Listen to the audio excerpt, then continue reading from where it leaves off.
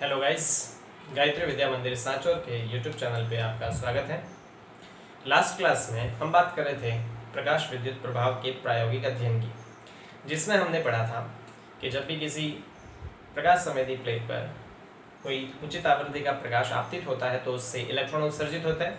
इन electrons को photo electrons कहते हैं और ये फोटो इलेक्ट्रॉन्स जब एक्सटर्नल सर्किट में फ्लो करते हैं तो इससे जो धारा प्रवाहित होती है उसे प्रकाश धारा कहते हैं। ठीक है, इस प्रकाश धारा पर अलग अलग कारकों के इफेक्ट को हम डिस्कस कर रहे थे, जिसमें हमने प्रकाश की तीव्रता और साथ ही संग्राहित प्लेट के विभव के प्रभाव को हम पढ़ चुके हैं।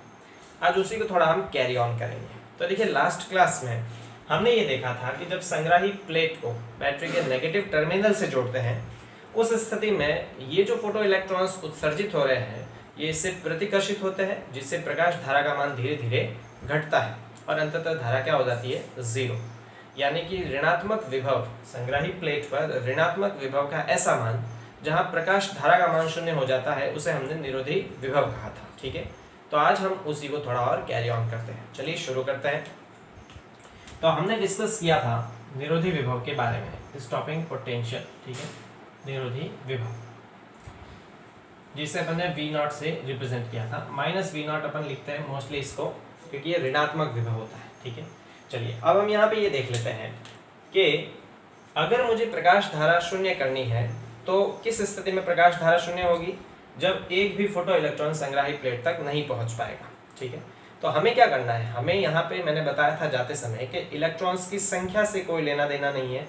प्रकाश धारा तो केवल तब जीरो होगी जब सबसे अधिक गतिज ऊर्जा वाला इलेक्ट्रॉन भी संग्राही प्लेट तक नहीं पहुंच सके। मतलब हमें किसको रोकना है, हमें रोकना है सबसे अधिक ऊर्जा वाले इलेक्ट्रॉन को। तो हमें उस सबसे अधिक ऊर्जा वाले इलेक्ट्रॉन को रोकने के लिए जितना कार्य करने की आवश्यकता होगी उसके लिए जितना विभव चाहिए वही हमारा निरोधी विभव कहलाता है। ठीक है, तो हम सरल शब्दों में ये लिख सकते हैं। देखिए, पहले मैं आपको एक बता देता हूँ, हालांकि इलेक्ट्रोस्टैटिक्स सर पढ़ा रहे हैं तो आई गेस आपने वो पढ़ा होगा कि विभव जो है वो होता है इकाई आवेश पर किया गया कार्य। विभव होता है W/Q। तो यहाँ से अगर मैं कार्य की वैल्यू निकालूं तो किया गया कार्य W = आता है विभव इंटू आवेश के बराबर। ठीक है, अब यहाँ पे जो हम कार्य कर रहे हैं, किया गया कार्य वो आ जाएगा निरोधी विभव कितना, V0।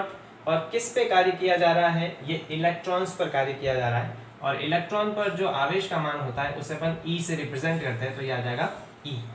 तो इसका मतलब हमें इलेक्ट्रॉन को रोकने के लिए कितना कार्य करना पड़ेगा, हमें इलेक्ट्रॉन को रोकने के लिए V0 × E के बराबर कार्य करना पड़ेगा। ठीक है, इसके अतिरिक्त हमने पढ़ा है कि ये कार्य किसके लिए किया जाता है, ये कार्य किया जाता है सबसे अधिक ऊर्जा वाले इलेक्ट्रॉन के विरुद्ध। मतलब ये किया गया कार्य जो है वो सबसे अधिक ऊर्जा वाले इलेक्ट्रॉन की गतिज ऊर्जा के बराबर होना चाहिए, तभी वो इलेक्ट्रॉन वहां तक नहीं पहुंचेगा और धारा का मान जीरो होगा।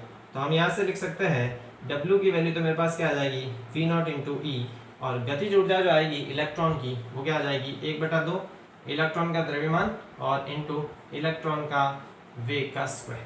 ठीक है, तो हम यहाँ से सीधे सीधे बता सकते हैं कि EV0 होता है 1/2 mv_max²। यानी कि जो किया गया कार्य है वो अधिकतम गतिज ऊर्जा, किसी इलेक्ट्रॉन की अधिकतम गतिज ऊर्जा के बराबर होगी।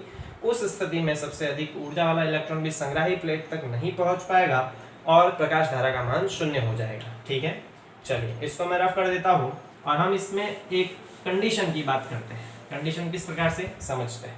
ठीक है, इस निरोधी विभव की एक और डेफिनेशन भी अपन देखेंगे और साथ दहली आवृत्ति की भी डेफिनेशन देखेंगे। तो देखिए, कंडीशन किस प्रकार से कि यदि आपतित प्रकाश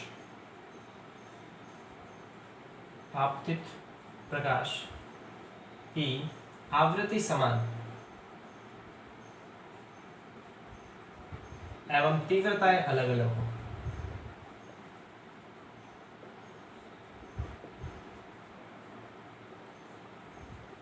देखिए हम ये मानते हैं, ये जो एक्सपेरिमेंट अपन कर रहे हैं, इस एक्सपेरिमेंट में जो प्रकाश इस प्रकाश संवेदी प्लेट पर आपतित हो रहा है उस प्रकाश कि हम तीव्रता जो है वो तो अलग अलग लेते हैं और उनकी आवृत्ति समान लेते हैं।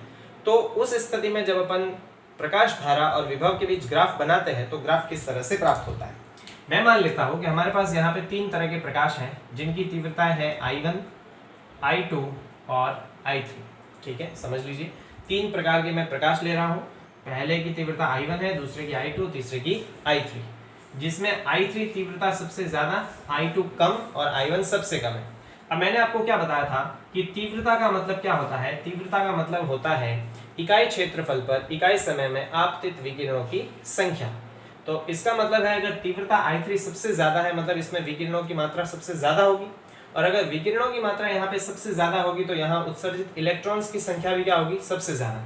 तो यहाँ इलेक्ट्रॉन्स की जो संख्या है वो होगी सबसे ज्यादा, और सबसे कम इलेक्ट्रॉन्स कहाँ होंगे? I1 में, और I2 में इलेक्ट्रॉन्स जो है वो मिडल होंगे। तो तीव्रता अगर अलग अलग होगी मतलब सभी में विकिरणों की संख्या अलग अलग है, मतलब उत्सर्जित होने वाले इलेक्ट्रॉनों की संख्या भी सब में अलग अलग है, और सभी की आवृत्ति समान है। ठीक है, आवृत्ति जो है उसे अपन न्यू से रिप्रेजेंट करते हैं। सबकी आवृत्ति समान से मेरा मतलब है कि यहाँ उत्सर्जित होने वाले जो भी इलेक्ट्रॉन्स होंगे उन इलेक्ट्रॉन्स में सबसे अधिक ऊर्जा वाले इलेक्ट्रॉन की जो ऊर्जा होगी वो सभी में समान होगी। समझे मेरी बात? क्या बताया मैंने? तीव्रताएं अलग अलग होने का मतलब है कि सभी प्रकार के जो 3 प्रकाश मैंने लिए हैं I1, I2 और I3, इनकी तीव्रता अलग अलग है, मतलब इनमें आपतित विकिरणों की संख्या अलग अलग है, जिससे उत्सर्जित होने वाले इलेक्ट्रॉन्स की संख्या अलग अलग है। इलेक्ट्रॉन्स की क्या अलग अलग है? संख्या। लेकिन अगर इनकी आवृत्ति समान है मतलब इन सभी में इलेक्ट्रॉन्स की जो ऊर्जा होगी वो क्या होगी? समान होगी। जो सबसे अधिक ऊर्जा वाले इलेक्ट्रॉन की ऊर्जा होगी वो समान होगी। तो इस स्थिति में अगर मैं ग्राफ बनाऊं तो ग्राफ मेरे पास किस प्रकार से प्राप्त होगा? देखिए ग्राफ कुछ इस प्रकार से प्राप्त होगा। पहले अपन ग्राफ को पूरा ड्रॉ कर लेते हैं, उसके बाद उसको अपन आराम से एक्सप्लेन करते हैं कि ये ग्राफ बेसिकली क्या कहता है। तो ये ग्राफ किस किस के बीच में था? ये ग्राफ था प्रकाश धारा IP और संग्राही विभव के बीच में। संग्राही विभव, ये संग्राही विभव है पॉजिटिव, जब अपन प्लेट को पॉजिटिव टर्मिनल से कनेक्ट करते हैं, और यहाँ वाला है नेगेटिव, जब अपन प्लेट को नेगेटिव से कनेक्ट करते हैं। क्लियर? तो जब अपन ग्राफ बनाते तो हमारे पास ग्राफ किस प्रकार से आया था? हमारे पास ग्राफ आया था कि जैसे जैसे अपन विभव का मान बढ़ाते हैं वैसे वैसे धारा का मान भी बढ़ता है। एक स्थिति ऐसी आती है जब विभव बढ़ना बंद हो जाता है, सॉरी धारा बढ़नी बंद हो जाती है, धारा संतृप्त हो जाती है। तो जैसे जैसे विभव बढ़ेगा धारा भी बढ़ेगी, और एक स्थिति के बाद धारा बढ़नी बंद हो जाएगी, संतृप्त हो जाएगी। मान लेते हैं ये ग्राफ मैंने पहले प्रकार के प्रकाश के लिए बनाया है जिसमें तीव्रता I1 है। ठीक है, I1 तीव्रता सबसे कम है, मतलब उसमें उत्सर्जित इलेक्ट्रॉनों की संख्या भी सबसे कम है। अब अगर मैं I2 के लिए यही ग्राफ बनाऊं तो ग्राफ मेरे पास इस प्रकार से प्राप्त होगा। देखिए ये वाला I2 के लिए आएगा। क्यों आएगा? क्योंकि I2 जो है वो I1 से ज्यादा है, मतलब इस प्रकार के प्रकाश की तीव्रता पहले वाले प्रकाश से ज्यादा है, मतलब इसमें इलेक्ट्रॉन्स की संख्या से ज्यादा है। अगर इलेक्ट्रॉन की संख्या इसमें ज्यादा होगी तो धारा भी क्या प्रवाहित होगी? ज्यादा। तो देखिए I2 में जो धारा है वो I1 से ज्यादा है, तो I3 में जो धारा होगी वो सबसे ज्यादा होगी। तो इसका ग्राफ कुछ इस प्रकार से आएगा मेरे पास, ये I3 के लिए आएगा। ऑब्वियस सी बात है कि I3 में इलेक्ट्रॉन्स की संख्या जो है वो सबसे ज्यादा है, इसलिए धारा का मान भी सबसे ज्यादा है, और I1 में इलेक्ट्रॉन्स की संख्या सबसे कम है, इसलिए धारा का मान इसमें भी सबसे कम है। अब हमने क्या बताया कि इन सभी प्रकार के प्रकाश में आवृत्ति समान है। आवृत्ति समान का मतलब है कि इन तीनों में इलेक्ट्रॉन्स की संख्या अलग अलग होने के बावजूद इलेक्ट्रॉन्स की ऊर्जा समान है, और अगर इलेक्ट्रॉन्स की ऊर्जा समान है तो जब अपन इस संग्राही प्लेट को बैटरी के नेगेटिव टर्मिनल से जोड़ेंगे इधर वाले पोर्शन में, तो सभी में इलेक्ट्रॉन्स की ऊर्जा समान होने पर इन सभी में इलेक्ट्रॉन्स को रोकने के लिए जो विभव लगाया जाएगा वो भी समान होगा, मतलब सभी के लिए निरोधी विभव का मान क्या आना चाहिए? समान। तो ग्राफ जो है वो कुछ इस प्रकार से प्राप्त होगा। यहाँ पर अगर इसके लिए निरोधी विभव का मान मेरे पास V0 आता है तो इसके लिए भी मेरे पास निरोधी विभव का मान V0 आएगा, और इसके लिए भी निरोधी विभव का मान क्या आएगा? V0 आएगा। आई होप आपको ये ग्राफ समझ में आ गया होगा। वापस समझ लेते हैं। 3 प्रकार के हमने प्रकाश लिए, I1, I2, I3। इसकी तीव्रता सबसे कम है, मतलब इसमें इलेक्ट्रॉन्स सबसे कम उत्सर्जित होंगे, तो धारा भी क्या प्रवाहित होगी? सबसे कम। I3 में तीव्रता सबसे ज्यादा है, तो इलेक्ट्रॉन उत्सर्जित भी क्या होंगे? ज्यादा, धारा भी क्या प्रवाहित होगी? ज्यादा। लेकिन इन तीनों ही प्रकार के प्रकाश में आवृत्ति समान है, मतलब इलेक्ट्रॉन की ऊर्जा समान है, और अगर इलेक्ट्रॉन की ऊर्जा समान है तो उनको रोकने के लिए हमें जो ऊर्जा लगानी पड़ेगी, मतलब हमें जो विभव लगाना पड़ेगा वो भी समान लगेगा, भले इनकी संख्या अलग अलग हो। इसका मतलब इन सभी के लिए निरोधी विभव का एक ही मान आएगा। ठीक है, तो इससे हमें क्या पता चलता है कि देखिए इनकी तीव्रता अलग अलग होने के बावजूद भी निरोधी विभव का मान एक ही आता है, मतलब निरोधी विभव जो है वो तीव्रता पर निर्भर नहीं करता, वो किस पे निर्भर करता है? आवृत्ति पर निर्भर करता है। तो इस ग्राफ से हमें ये पता चल जाता है कि जो निरोधी विभव है, मैं यहाँ पे लिख देता हूँ इस ग्राफ से, यहाँ पे देख लीजिए ये वाला इंपॉर्टेंट मैंने जो लिखा है, ठीक है। तो इस ग्राफ से हमें ये पता चलता है कि निरोधी विभव का जो मान है, निरोधी विभव वो किस पे निर्भर करता है? वो निर्भर करता है आवृत्ति पर, क्योंकि सभी की आवृत्ति समान थी इसलिए यहाँ पे एक ही निरोधी विभव आया। तीव्रताएं तीनों की अलग अलग थी लेकिन फिर भी निरोधी विभव एक ही आया, मतलब ये तीव्रता पर निर्भर नहीं करता, ठीक है, तीव्रता पर निर्भर नहीं करता। ये इंपॉर्टेंट फैक्ट यहाँ से अपन को पता चलता है कि निरोधी विभव का मान केवल और केवल आवृत्ति पर निर्भर करता है, तीव्रता पर निर्भर नहीं करता। यानी तीव्रता अलग अलग होने पर भी आवृत्ति का मान अगर समान है तो निरोधी विभव का एक ही मान आएगा। क्योंकि निरोधी विभव होता क्या है? निरोधी विभव होता है ऐसा विभव जो सबसे अधिक ऊर्जा वाले इलेक्ट्रॉन्स को रोकने के लिए आवश्यक है। सभी की आवृत्ति समान होगी तो सभी में इलेक्ट्रॉन्स की जो ऊर्जा है वो भी समान होगी, तो उनके लिए निरोधी विभव का मान भी एक जैसा प्राप्त होगा, ठीक है। आई होप आपको ये समझ में आ गया होगा। चलिए तो हम बात कर लेते हैं हमारे सेकंड सिचुएशन की। ये हमने क्या बात करी कि आपतित प्रकाश की आवृत्ति समान हो और तीव्रताएं अलग अलग हो।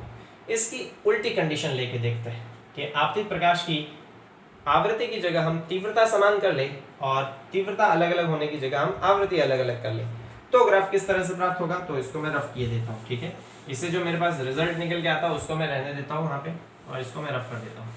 अब हम क्या करते हैं, यहाँ पे सेकेंड कंडीशन में ये देखते हैं कि आपतित प्रकाश जो मैंने लिया है, यदि आपतित प्रकाश की तीव्रताएं समान हो, तीव्रता समान हो और उनकी आवृत्तियां अलग अलग हो, समझिए इस बात को, इंपॉर्टेंट पॉइंट है ये भी। और इन पे ग्राफ ही पूछे जाते हैं एग्जाम में मोस्ट ऑफ द केसेस में, ठीक है। तो इन ग्राफ को ज्यादा अच्छे से समझ लीजिएगा। तो अब हम क्या बात करते हैं कि मान लेते हैं हमारे पास प्रकाश जो है, तीन प्रकार के हम प्रकाश लेते हैं जिनकी आवृत्तियां अलग अलग है। तो मैं तीन प्रकार के प्रकाश इस प्रकार से ले लेता हूं। मान लेते हैं कि पहले प्रकाश की आवृत्ति है ν1, दूसरे की है ν2 और तीसरे की है ν3, ठीक है। इसमें सबसे ज्यादा आवृत्ति ν3 है और सबसे कम है ν1, ठीक है। तो हम इसके बारे में चर्चा करते हैं। तीनों की आवृत्तियां मेरे पास अलग अलग है, सबसे ज्यादा आवृत्ति ν3 है। इसका मतलब क्या, मैंने अभी बताया, आवृत्ति का मतलब ऊर्जा से है। मतलब इस वाले प्रकाश में इलेक्ट्रॉन की जो ऊर्जा होगी वो सबसे ज्यादा होगी, इस वाले में ऊर्जा जो है वो सबसे कम होगी और बीच वाले में मिड होगी, ठीक है। और तीनों की तीव्रताएं समान है। अब देखिए तीव्रता का मतलब होता है इकाई क्षेत्रफल पर इकाई समय में आपतित विकिरणों की संख्या। तो तीनों ही प्रकार के प्रकाश जो हमने लिए उनकी तीव्रता समान का मतलब है कि तीनों में उत्सर्जित होने वाले इलेक्ट्रॉन्स की संख्या समान होगी। यहाँ पर अगर 50,000 इलेक्ट्रॉन उत्सर्जित हो रहे प्रति सेकंड तो यहाँ पर भी 50,000 इलेक्ट्रॉन उत्सर्जित होंगे, यहाँ पर भी 50,000 इलेक्ट्रॉन ही उत्सर्जित होंगे, तीव्रताएं समान है इसलिए। लेकिन आवृत्ति अलग अलग है, मतलब यहाँ जो 50,000 इलेक्ट्रॉन उत्सर्जित हो रहे हैं उनकी ऊर्जा ज्यादा है, यहाँ जो 50,000 इलेक्ट्रॉन उत्सर्जित हो रहे हैं उनकी ऊर्जा थोड़ी कम है, और यहाँ जो 50,000 इलेक्ट्रॉन उत्सर्जित हो रहे हैं उनकी ऊर्जा सबसे कम है। तो समझ गए होंगे, तीव्रता का मतलब संख्या है और आवृत्ति का मतलब ऊर्जा। तीव्रता समान मतलब सभी में इलेक्ट्रॉन्स की संख्या समान है लेकिन सभी में इलेक्ट्रॉन्स की ऊर्जा अलग अलग है। उस स्थिति में अगर हम ग्राफ देखें तो ग्राफ किस प्रकार से प्राप्त होता है, तो अपन ग्राफ को बना लेते हैं फिर उसको डिस्कस करते हैं। तो ये ग्राफ भी अपन वापस किसके बीच में बना रहे हैं, ये है प्रकाश धारा IP और संग्राही विभव के बीच में, ठीक है। संग्राही विभव ये पॉजिटिव पोर्शन ऑफ ग्राफ है, जब संग्राही विभव को बैटरी के पॉजिटिव टर्मिनल से जोड़ा जाता है और ये नेगेटिव टर्मिनल से जोड़ा जाता है, ठीक है। चलिए तो इसका ग्राफ किस प्रकार से प्राप्त होता है, तो देखिए हमने देखा कि अगर आवृत्ति का मान अलग अलग है यानी ऊर्जा अलग अलग है, तो ऊर्जा अलग अलग होने पर सभी में जो इलेक्ट्रॉन्स को रोकने के लिए हमें ऊर्जा देनी पड़ेगी वो भी क्या आएगी, अलग अलग। यहाँ पर इलेक्ट्रॉन की ऊर्जा सबसे ज्यादा होगी, इस वाले प्रकाश में इलेक्ट्रॉन की ऊर्जा सबसे ज्यादा होगी, तो यहाँ वाले इलेक्ट्रॉन्स को रोकने के लिए हमें विभव भी क्या लगाना पड़ेगा, सबसे ज्यादा। यहाँ पर ऊर्जा का मान सबसे कम है तो इस वाले प्रकाश में इलेक्ट्रॉन्स को रोकने के लिए हमें विभव क्या लगाना पड़ेगा, सबसे कम। तो ν1 वाली आवृत्ति के लिए हमारे पास जो निरोधी विभव आएगा वो सबसे कम आएगा, मतलब हमारे पास निरोधी विभव जो है वो तीन प्रकार से आएगा। एक तो आएगा मेरे पास -V01, एक आएगा माइनस V02 और एक आएगा माइनस V03। सबसे ज्यादा निरोधी विभव किसके लिए चाहिए होगा? जिनमें इलेक्ट्रॉन्स की ऊर्जा सबसे ज्यादा है। कौन सा है? nu3। तो यहाँ निरोधी विभव का मान सबसे ज्यादा आएगा। फिर इसमें ऊर्जा सबसे कम है, मतलब इनको रोकने के लिए निरोधी विभव सबसे कम चाहिए, मतलब nu01। ठीक है। अब सभी में तीव्रता समान है, मतलब उत्सर्जित इलेक्ट्रॉन्स की संख्या समान है, और अगर समान मात्रा में इलेक्ट्रॉन्स उत्सर्जित होंगे तो प्रवाहित भी समान मात्रा में होंगे, मतलब धारा जो है वो सब में एक समान रूप से प्रवाहित होगी। तो ग्राफ किस प्रकार से प्राप्त होगा देख लीजिए। ग्राफ कुछ इस प्रकार से प्राप्त होगा गाइस।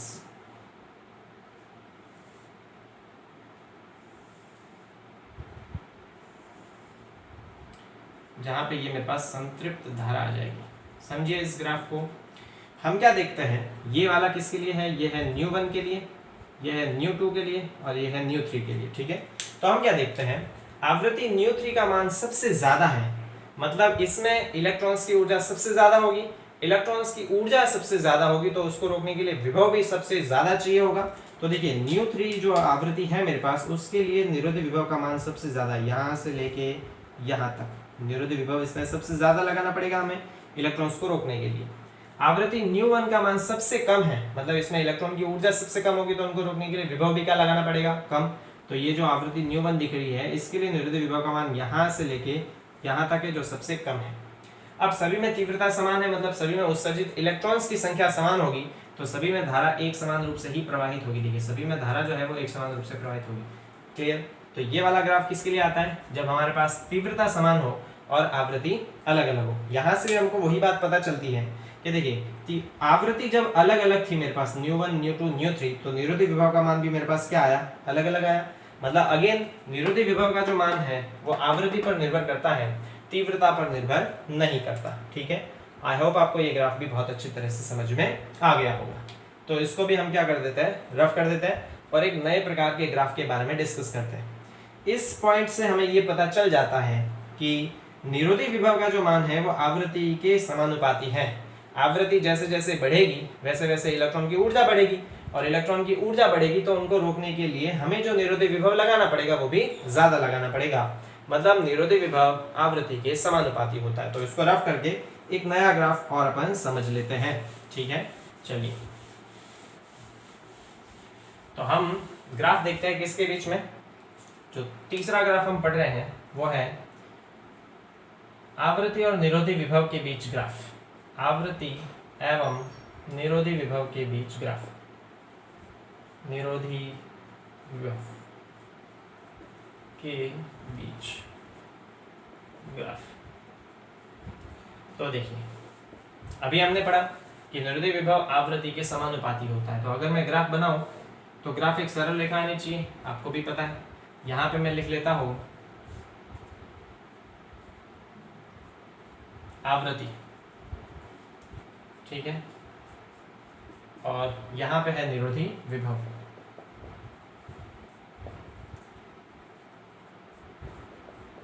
तो इनके बीच में अगर ग्राफ बनाओ, ऑब्वियस सी बात है सरल रेखा आएगा, तो मैं एक सरल रेखा बना देता हूं। ये मैंने बना दी सरल रेखा, ठीक है। अब इस ग्राफ से आपके दिमाग में कुछ डाउट आ रहा होगा, है ना, आ रहा होगा।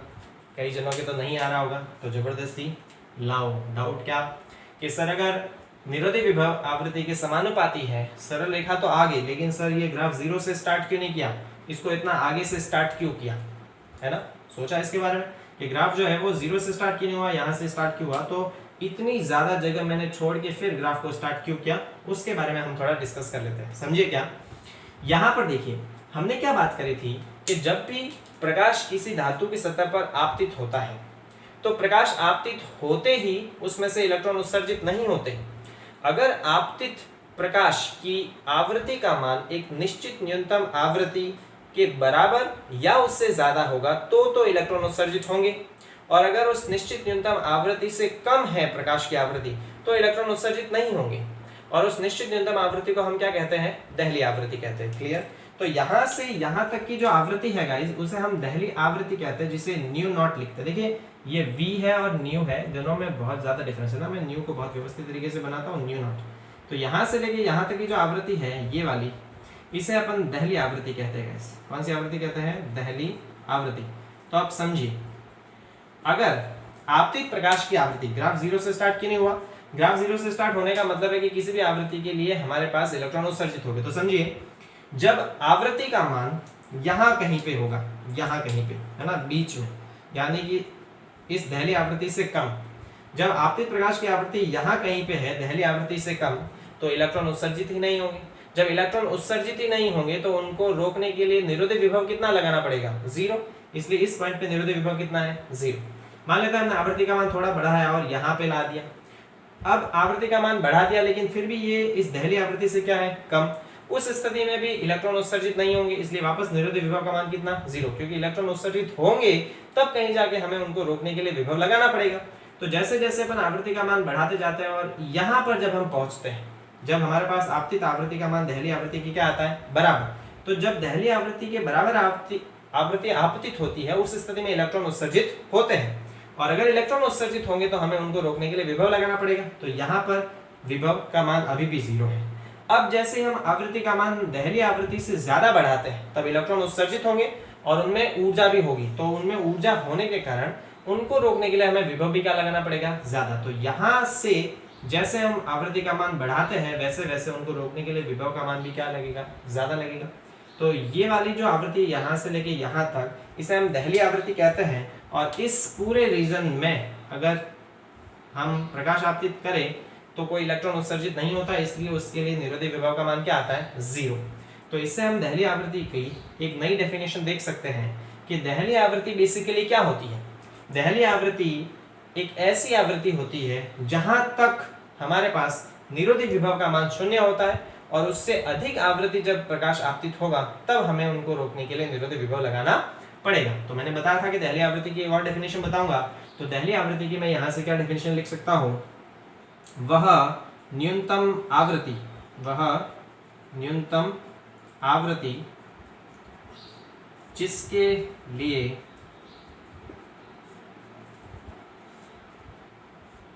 निरोधी विभव का मान 0 होता है।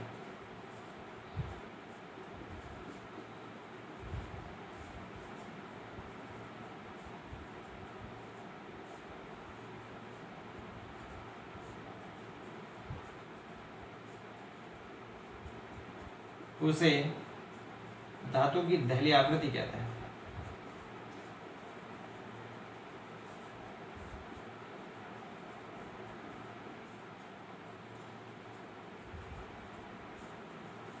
ऑब्वियस है, क्योंकि यहां तक दहली आवृत्ति तक कोई इलेक्ट्रॉन उत्सर्जित होगा ही नहीं।